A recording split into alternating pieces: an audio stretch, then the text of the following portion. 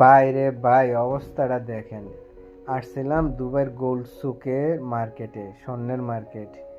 একটা স্বর্ণের দোকানে অনলাইনে দেখছিলাম, এই স্বর্ণের দোকানে জিরো মেকিং চার্জ।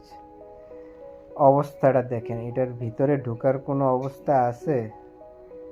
কোনো সেলসম্যানের সাথে কথা বলার মতো কোনো অবস্থা আছে ভাই বলেন? বাইরে দিয়ে বলেন আর ভিতর দিয়ে বলেন, দুই দিকে দেখেন একই অবস্থা। এই হলো দোকানের নাম। এখন কি করব বুঝতেছি না। আসলাম বাইরের দিকে এসে ভিডিও বানানো শুরু করলাম।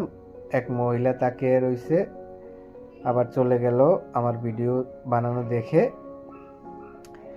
কোনো সেলসম্যানের সাথে কথা বলার মতো কোনো অবস্থা পাচ্ছি না। ছোট ভাইটা গেছিল ভিতরে, ও কারোর সাথে কথা না বলতে পাইরা চলে আসছে বাইরে। আশেপাশে আরো অনেক দোকান আছে, কিন্তু এটার মধ্যেই এমন ভিড়। এর মানে আল্লাহ যারে দেয় ছপ্পর ফাইরা দেয়।